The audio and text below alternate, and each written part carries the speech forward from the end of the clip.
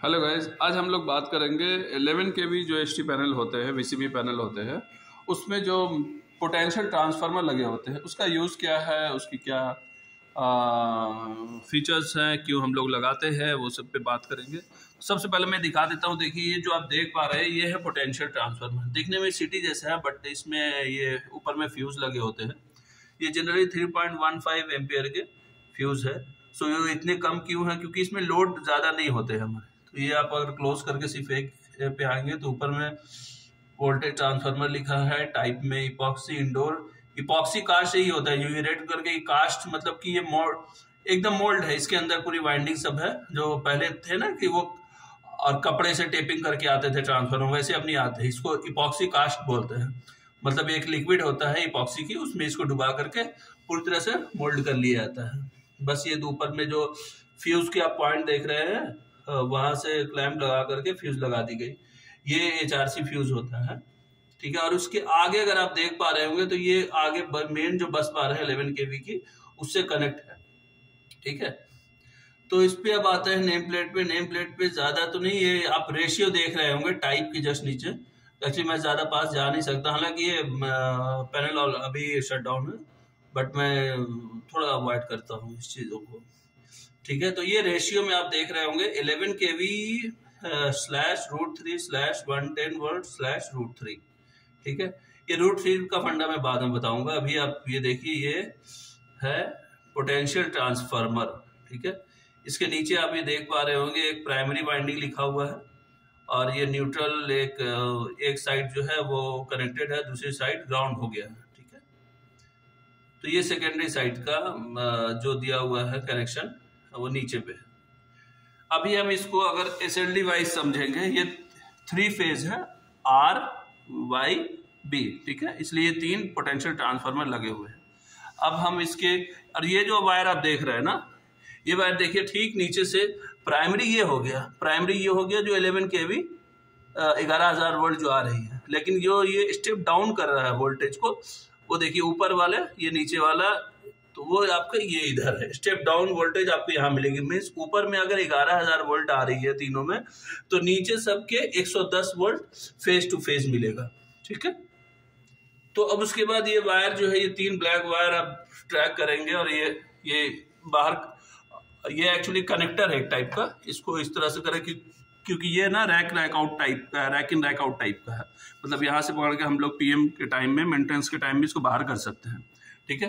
तो ये वायर अब आप ट्रैक करेंगे तो ये कहाँ गए हैं? ये आ गए हैं इस जगह पे, आप साइड में देख रहे होंगे, ठीक है। तो बेसिकली ये सारे जो कनेक्ट हो रहे हैं वो मैं बता देता हूँ। ये सारे जो पोटेंशियल ट्रांसफार्मर के सेकेंडरी साइड से आ रहे हैं, वो फाइनली कनेक्ट हुए हैं आपके वोल्ट मीटर में, यहाँ वोल्ट मीटर में। क्योंकि ये पोटेंशियल ट्रांसफार्मर हम वोल्टेज के लिए लगा रहे हैं, इसलिए वोल्ट मीटर में आ गया नीचे से कनेक्शन। ये हमारी सीटी से आ रही है, इसलिए ये एम मीटर में आ रही है, ठीक है। तो अभी हम वोल्ट मीटर की सिर्फ बात कर रहे हैं, तो सीटी की तरफ हम नहीं जाएंगे, ठीक है। तो ये वोल्ट मीटर पे आ गई। वोल्ट मीटर पे इसलिए क्योंकि अब आप सपोज करो कि यहाँ पे अगर आपको डायरेक्ट वोल्टेज दिखाना है मल्टीमीटर के थ्रू, या फिर तो 11,000 वोल्ट रेटिंग के हमको ये जो मीटर है, वोल्ट मीटर, वो लाने होंगे। इसलिए हमको पीटी की जरूरत पड़ती है, क्योंकि वो सेम रेशियो में वोल्टेज को स्टेप डाउन कर देता है, ठीक है ना। तो ये हो गया वोल्ट मीटर। एक पीटी की सप्लाई इसमें आ गई सेकेंडरी की, और दूसरी सप्लाई जो होती है, मतलब 2 लेते हैं, दूसरी सप्लाई देखो यहाँ पे आ गई आर फेज में। मीन्स जो पीटी जो लगी है आर में, वो आर फेज की यहाँ आ गई, ठीक है। वाई के आगे, बी के आगे। इसी वजह से जो 11 केवी में जो इंडिकेटर होते हैं, उसको अगर आप इंडिकेटर की रेटिंग देखेंगे तो वो इंडिकेटर की रेटिंग क्या होगी? 110 नहीं, 110 जो वोल्टेज आते हैं वो फेस टू फेज आते हैं, बट इंडिकेटर में जो आती है वो फेस टू न्यूट्रल।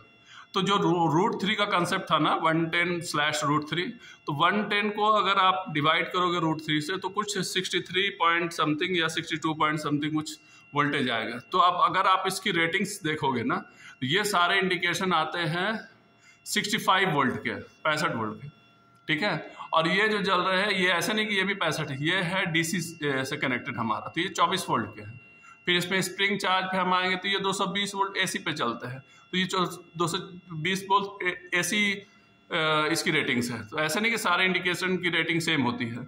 जो RYB3 अगर सपोज करो आप कहीं पे इंटरव्यू में गया और वो बोले कि 11 kV का एक पैनल है, उसकी इंडिकेशन जो लैंप है वो इसकी रेटिंग क्या होगी, तो कुछ लोग 220 वोल्ट एसी भी बोल देते हैं, कुछ 24 वोल्ट डीसी भी बोल देते हैं, बट ऐसा नहीं। ये पीटी से डायरेक्ट आती है, तो इसकी जो वोल्टेज रहती है वो फेज टू न्यूट्रल वोल्टेज जो है ना वो रहेगी 65 वोल्ट AC, ठीक है। अब इसकी अगर हम SLD की बात करें, सिंगल लाइन डायग्राम की, तो सिर्फ हम फोकस करेंगे PT पे, तो थोड़ा जूम आउट करना होगा, ठीक है। आई थिंक अब क्लियर होगा सबको। तो ये इनकमर आ गया पोल से, ठीक है। पोल के बाद में ये देखो, ये जो पॉइंट है ना RYB, यही 3 पॉइंट जो बस बार हम दिखा रहे थे, और ये देखो ये फ्यूज है। ये जो मैंने बोला ना 3.15 एम्पियर की होगी, वो ये शायद यहाँ पे 3 एम्पियर है, बट एक्चुअल में जो अगर हम रेटिंग्स उस फ्यूज पे देखेंगे ना वो 3.15 की होती है। खैर इससे कोई दिक्कत नहीं। तो ये 3 टैप हो गए, ये फ्यूज हो गए, उसके बाद ये सारे की प्राइमरी वाइंडिंग हो गई, प्राइमरी साइड हो गई, ठीक है। उसके बाद नीचे सेकेंडरी साइड हो गया, यहाँ से जो ब्लैक वाली वायर जा रही थी, और ये न्यूट्रल से होकर के, ये न्यूट्रल देखो इसके साथ टैप हो करके ग्राउंड भी रहता है और साथ में ये लिंक चलता है। क्यों? क्योंकि इंडिकेशन के लिए हमें न्यूट्रल चाहिए। ये H1 हो गया R फेज, H2 हो गया Y फेज, H3 हो गया B फेज। अब तीनों को न्यूट्रल से कनेक्ट भी है और R फेज, इसलिए हमारी जो रेटिंग्स आएगी ना इंडिकेशन में वो आएगी 65, मतलब 110 डिवाइडेड बाई √3, क्योंकि इस एक ही फेज दे रहा है ना। इंडिकेशन में हम 2 फेज नहीं डालते हैं ना, एक साइड हम R फेज डालते हैं या कोई एक फेज डालते हैं, दूसरी साइड न्यूट्रल रहता है, ठीक है। तो ये एक MCB दिया है बीच में, ताकि अगर कुछ भी ये फॉल्ट हो, किसी वजह से भी कुछ भी हो, तो यहाँ पे ये ट्रिप कर जाए, ठीक है। अभी आपको आई थिंक ये जो पूरा देख रहे हैं ना, ये स्क्वायर शेप में जो PT ट्रॉली लिखा है, ये रैक इन रैक आउट ट्रॉली जो आप यहाँ देख रहे हैं, ये देखो, ये PT ट्रॉली यही है। ये इसके लिए देखो ये ट्रैक बने हुए हैं, व्हील लगे हैं। जब हम इसकी क्लीनिंग या कोई भी कुछ करवाते हैं तो इसको इस तरह से बाहर ले लेते हैं। तो अभी आपका आई थिंक क्लियर हो रहा होगा। ये ऊपर फ्यूज, नीचे पोटेंशियल ट्रांसफार्मर 3 लगे हैं। काफी सिंपल है, कोई दिक्कत नहीं, आप आराम से समझ सकते हैं। और ये जो वायर जा रही है ब्लैक वाली, ये वायर देखो, ये वायर जो है वो 2 जगह जा रही है। एक है आपके वोल्ट मीटर में, ठीक है, जो वोल्टेज दिखाएगा कितनी वोल्टेज आ रही है। दूसरा इंडिकेशन लैंप में, ठीक है। तो अब एक सवाल आता है कि इसमें प्रोटेक्शन क्यों नहीं है। तो देखो हम लोग ना जो है ना, हम transformer tap changer type use करते हैं, जो वेरिएबल ट्रांसफार्मर बोल दो या फिर स्टेप डाउन तो रहता है, बट उसमें जस्ट लाइक स्टेबलाइजर जो आता है ना, ऑटो स्टेबलाइजर वोल्टेज के हिसाब से वो अपने आप को स्टेप अप ये स्टेप डाउन कर लेता है। तो इसलिए हम लोग ओवर वोल्टेज की प्रोटेक्शन यहाँ पे नहीं लेते हैं, क्योंकि हमारा अगर हाई वोल्टेज आया तो टैप चेंजर जो है उसको टैप डाउन करके वो ऑलरेडी वोल्टेज को एडजस्ट कर लेगा। तो अननेसेसरी एक फॉल्ट क्रिएट क्यों करना है। इसलिए हम लोग जो भी प्रोटेक्शन है ना ओवर वोल्टेज की, वो वोल्टेज मॉनिटरिंग रिले हम LT साइड लगाते हैं, ठीक है। कि सपोज करो इनकेस कभी वोल्टेज जो टैप चेंजर अगर किसी वजह से ट्रिप हो गया, किसी वजह से उसके कंट्रोलर ने ट्रिप कर दिया, वो टैप को चेंज नहीं कर पाया, तो हमारा LT साइड ट्रिप हो और ट्रांसफार्मर को हम कम से कम शट डाउन में लेते हैं, मतलब उसको बंद करते हैं या ट्रिप होने देते हैं।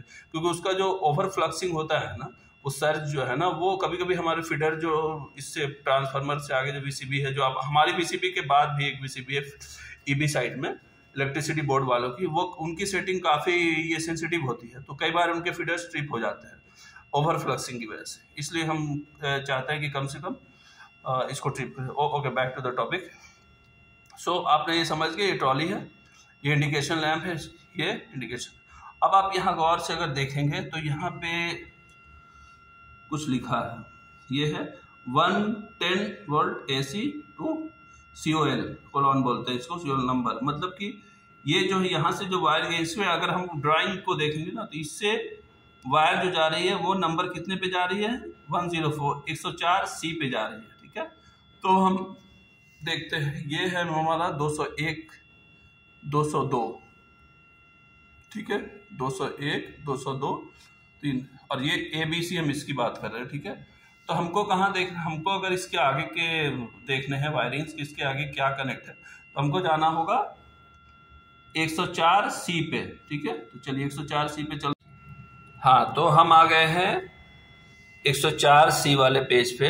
तो यहाँ पे आप देखेंगे 101 मीन्स 101, 102, 103, 104। ठीक है, आई होप सबको दिख रहा होगा।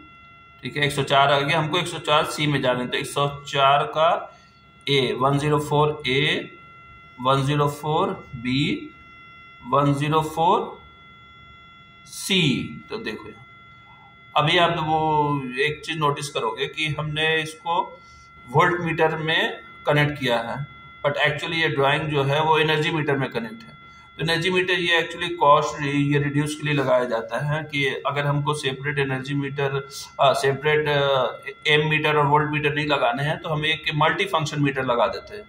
मल्टी फंक्शन मीटर में क्या है, इसी के अंदर में ही करंट का भी वैल्यू दिखाएगा, पैरामीटर्स दिखाएगा, वोल्टेज का भी दिखाएगा, kilowatt, ampere, KVA, power factor, जो भी है ये मल्टी फंक्शन मीटर में ये सारे कुछ लगेंगे। जैसे कि यहाँ पे इस पैनल में लगे हैं, ये देखो ये मल्टी फंक्शन मीटर है लगा हुआ, बट उसके बगल में ये एनर्जी। एक्चुअली ड्राइंग जो है किसी और पैनल का है, बट हम लोग काफ़ी अच्छे से रिलेट कर पा रहे हैं। बट हमने क्या किया कि ये जब पैनल डिज़ाइन हो रहा था तो मैंने ये एक्स्ट्रा एनर्जी मीटर इसलिए लगाया क्योंकि ये 11 kV सप्लाई है। ये इसके पास में मतलब जब ये पैनल चार्ज होता है तो हम कोशिश करते हैं कि इस पैनल के दूर ही रहे। तो अगर हम लोग मल्टी फंक्शन मीटर में ही करंट की सेटिंग, वोल्टेज की सेटिंग, तो हमको बार बार ऑपरेट करने मैनुअल यहाँ पे आना पड़ेगा। इसलिए हम ये दो अलग से लगा दिए, जो कि आई थिंक पैनल के कॉस्ट से तो काफ़ी कम ही हो जाता है, ज़्यादा कुछ फ़र्क नहीं पड़ता है। मुश्किल से 5-6 हज़ार 7 हज़ार तक ही आते हैं, या होपफुली अगर आप बहुत ज़्यादा स्मार्ट लोगे तो 12 से 15 हज़ार। तो ये किसी ह्यूमन लाइफ से ज़्यादा नहीं है, इसलिए हम कोशिश करते हैं कि एनर्जी मीटर के अलावा भी हमें एम मीटर और वोल्ट मीटर सेपरेटली मिले, ताकि बंदा दूर से ही, जो रीडिंग नोट करने वाले ऑपरेटर है या टेक्नीशियन है, वो दूर से ही इसकी रीडिंग नोट करके चले जाए। ठीक है, तो अभी आपको आई थिंक ये जल्दी क्लियर हो गया होगा। बट ये जो अगर यहाँ पे हम वोल्ट मीटर रखते तो ये वायर जो है ना, ये वोल्ट मीटर के अंदर चली जाती और उसके बाद वहां से लूप होकर के एक इसमें भी आती। तो यहाँ पे वोल्ट मीटर होता है, यहाँ पे एम मीटर होता है, अगर इस पैनल की ड्राइंग होती। आई होप आपको क्लियर हुआ होगा। एक बार और मैं पीटी की तरफ जाता हूँ।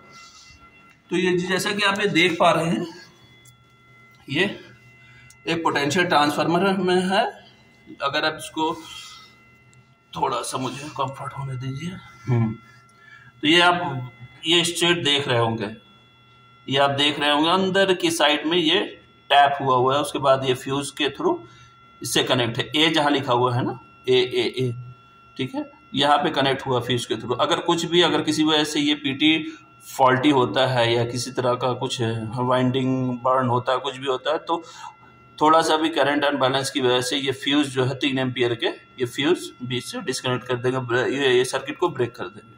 ठीक है, तो ये पीटी हो गया, पोटेंशियल ट्रांसफार्मर, ये प्राइमरी साइड हो गया, और ये सबके सेकेंडरी साइड हो गया, जो आपस में टैप होकर के न्यूट्रल से जो है वो कनेक्ट होकर के ग्राउंड भी हो गए, जैसा कि आपने एसएलडी में देखा।